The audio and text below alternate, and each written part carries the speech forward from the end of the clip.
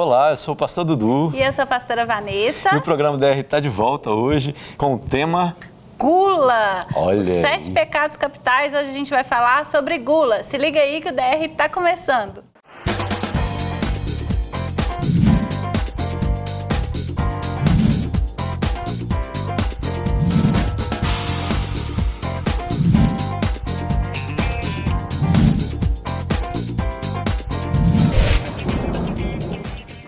Fala pessoal, então a gente está de volta aqui com mais um DR, com o tema gula, né? Mas a gente precisa deixar claro para vocês que a gente está fazendo uma série, né? Falando sobre os 7 pecados capitais. Esse é o nosso segundo programa. E eu vou deixar um versículo aqui base para você entender onde que na Bíblia fala sobre essas coisas. Então tá lá em Gálatas 5, a partir do verso 19, fala assim: Ora, as obras da carne são conhecidas e são prostituição, impureza, lascívia, idolatria, feitiçaria, inimizades, porfias, ciúmes, iras, discórdias, dissensões, facções, invejas, bebedices, glutonarias e coisas semelhantes a estas, a respeito das quais eu vos declaro, como já outrora vos preveni, que não herdarão o reino de Deus os que tais coisas praticam. Nossa, então você está falando aí que quem come demais, quem é guloso... Entre outras coisitas. Entre outras coisas, né? A gula é um pecado. É um pecado e a gente não vai herdar o reino do céu se a gente continuar nesse pecado, na prática desse pecado. E a gente fala que crente o prazer do crente é comer, né? Mas o prazer do crente não é só comer, né? A gente tem muitas coisas que Deus deu pra gente, mas é tudo com moderação, tudo com equilíbrio. Gostoso, né? Comidinha da mamãe, hein? Tome um suquinho, meu filho, você tá se entalando. Tome um suquinho para desentalar. Muito pouco suco, mas da geladeira tem mais. Né? Então a gente hoje vê o maior índice de disfunção hormonal, como é que chama? De coisa do organismo, está por causa de falta de controle nas coisas, falta de controle na comida, naquilo que a gente come todo dia. É verdade, gente, esse é um assunto muito sério e a gente nessa série dos 7 pecados capitais, falando como que esses pecados podem influenciar negativamente o nosso relacionamento, a gente não poderia deixar de falar desse assunto, porque a gula, ela nos prejudica, primeiro porque a gente às vezes desconta na comida, né? As frustrações, ao invés da gente ir para Deus, ao invés da gente... a gente meio que idolatra a comida, porque é a resposta para a nossa vida é ir comer, né? Tem pessoas que a vida delas gira em torno de comida, né? A pessoa só pensa em comida, só quer falar de comida. Pode comer, já todo comendo. Mas eu fui feito para comer, boca foi feita para comer. E isso não é certo, né? Além disso acontecer, a gula é meio que um suicídio lento. Você concorda comigo? Porque a gente vai comendo sem se preocupar com o dia de amanhã, sem se preocupar com a nossa saúde. E é bom você ter falado isso, porque eu acho que a gula demonstra uma falta de controle. Então, essa falta de controle, a gente pode arrastá-la para todas as áreas da nossa vida. Então, a pessoa que tem tendência de não ter controle sobre uma área, ela se perde em outras também, porque ela não consegue assumir. Então, por exemplo, a pessoa entra para um casamento, né?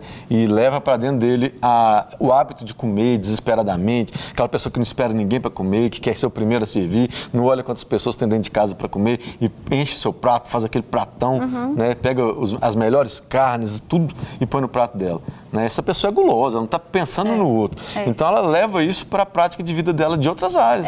Foi legal você ter feito essa associação, porque a gente pode trazer a gula para uma outra perspectiva também, né? É isso, da gente ser... O egoísmo, né? O guloso, geralmente, ele é egoísta.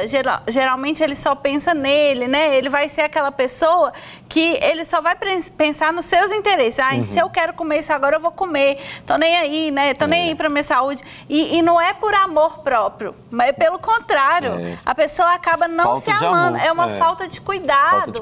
Uma falta de autocuidado que demonstra que a pessoa tem um problema com ela mesma. E principalmente no casamento. relacionamento, gente. A gente é casado, a gente que vive junto com o outro, a gente espera do outro, né, um cuidado com ele mesmo, porque a gente, né, quer que o outro esteja sempre bonito, com boa aparência. E a pessoa que é egoísta, ela não pensa no outro. Ela pensa só no prazer que ela está sentindo ali, satisfazendo aquele impulso, né, aquele ímpeto de comer. Tem pessoas que, é lógico, que têm problemas hormonais, tem que fazer um tratamento, tem que cuidar, mas a gente não está falando desse caso, né? Tem pessoas que são assim por escolha própria. Tem um caso engraçado nosso, que uma vez a gente foi numa churrascaria levar um casal de pastores que estava visitando a nossa igreja para jantar. E aí a gente foi nessa churrascaria. Chegou lá nessa churrascaria, eu fiquei pensando já, né, em comer a picanha, né? A gente fica doido para comer. E esse casal de pastores, eles estavam passando por um processo de mudança alimentar muito grande. E lá eles começaram a falar sobre o pecado da gula. Eu falei, gente, que situação. A gente numa churrascaria, a pessoa falando sobre o pecado da gula. Mas aquilo me alertou para muitas coisas no meu comportamento. Porque a gente, como cristão, negligencia muito. A gente extravasa muito na comida. Né? E às vezes, dentro do casamento, o casal, ele resume a vida dele em comida. Já viu? Depois que casa, todo mundo engorda. Tem a ver com comida, né? E às vezes, esconde, vai maquiando até problemas no casamento, né? Então, problemas no casamento que o casal tem, eles costumam levar isso e descontar na comida. Então, eles vão maquiando os problemas. Outras pessoas junto. E vão maquiando os problemas com a relação que eles têm com a comida, né?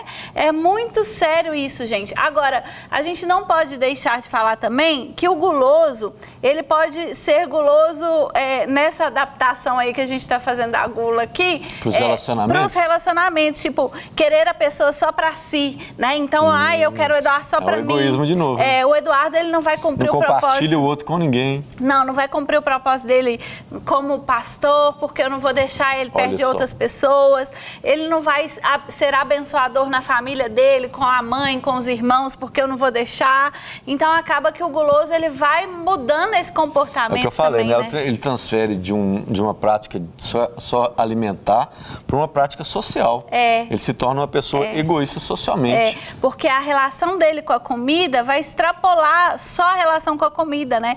E vai permear todas as outras relações que ele tem. Né? E a Bíblia fala bem claro, no texto que a gente leu aqui, que as pessoas que praticam essas coisas, né, elas já estão condenadas. Então, é um alerta para a gente prestar atenção, que a gente às vezes olha um pecado gigantesco, que geralmente a gente classifica como pecados terríveis, a gente tem essa mania tem de uma mania de pôr uma lista de pecados, que não pecados existe terríveis. isso na Bíblia. Coloca lá e a gente leu que... E a gula está entre todos os outros pecados, inclusive sexualidade, moralidade, está aqui, junto com a gula. Então, a gente precisa olhar, né, para o nosso hábito diário, prestar atenção se a gente tem agido de forma errada, se a gente está sendo egoísta na hora de comer, dentro de casa. Aí você tem 5 irmãos, você come, o seu pai compra 10 pão, você come 5. E o resto que se vire com os outros 5. Não pode ser assim, né? A gente tem que pensar no outro, tem que olhar para a nossa família, tem que olhar para aquela mãe que come o pé de frango. Sabe o que ela tá falando, que eu falei no outro aqui, que a mãe come o pé de frango? Eu achava que minha mãe gostava, mas eu descobri que ela comia para a gente comer as melhores partes do frango. Então, assim, pense no outro, né? Olhe um pouquinho para o outro, né? Se você não consegue controlar esse impulso aí, talvez na hora de procurar uma ajuda médica, procurar alguém que possa te ajudar, né? Talvez você está insatisfeito com o seu corpo, tá só engordando, não sabe por quê. Tá na hora de cuidar, tá na hora de olhar. Preocupar com a sua saúde. A gente não está falando nada de questão estética, mas a gente está falando de preocupação com a sua saúde, porque seu corpo é templo do Espírito Santo e também da sua alma, para você alinhar seu coração. E a gente está falando isso aqui não é para você, não, é para a gente, que essa semana a gente fez um check-up e tomou bomba. Né? O médico deu bomba para a gente. Então, deu 3 meses para a gente mudar de vida. 3 meses para a gente mudar. Então, a gente quer melhorar. Não estou falando isso aqui para te julgar, né, para te condenar, né, Vanessa? Quem somos nós, né? Nós temos as nossas mazelas para cuidar. Mas a gente está aqui como uma forma de alertar, né? Existem coisas que a gente tem que olhar, ver se é uma prática nossa de vida e tentar melhorar. Porque em Jesus nós temos a redenção de todos os nossos pecados. Isso. Em Jesus. Então, a vida com Jesus nos dá a condição de mudar de vida, de mudar de comportamento, de renovar a mente, de ser outra pessoa. E de aprender, né? O que a gente está aqui aprendendo junto com vocês sobre algumas coisas que a gente tem que prestar atenção. Então, se Deus quer que a gente tenha bons relacionamentos, talvez a gula, talvez a gente falou Preguiça. Talvez a preguiça, a gula, são coisas que têm feito parte da sua vida. A gente vai falar de outras aqui, mas comece a prestar atenção na sua rotina diária, se alguma dessas coisas tem marcado a sua vida e tem feito mal para quem está do seu lado, né? A gente está aqui para falar sobre relacionamentos, desenvolvendo relacionamentos. Não é para você ficar uma pessoa pior, é para você se autoavaliar, né? Olhar para você mesmo e tentar melhorar. Então, o nosso desejo, né? Eu sei que o desejo do coração de Deus é que a gente entenda o pecado como pecado, não como um probleminha. Não é um probleminha. Não. O pecado é pecado e ele tem nome, está na Bíblia o nome dos pecados. Então, lê depois Gálatas 5, dá uma olhada lá, que lá fala quais são a guerra que existe entre a carne e o espírito. Você vai entender e vai poder pôr isso em prática na sua vida. Isso mesmo, bom? Gente. Em nome de Jesus, que vocês fiquem livres da gula por meio de Jesus. É Ele que nos faz livres verdadeiramente. Que Deus te abençoe e confira o próximo programa que a gente está nessa série super legal, os 7 pecados capitais no relacionamento. Deus te abençoe, Beijão. gente.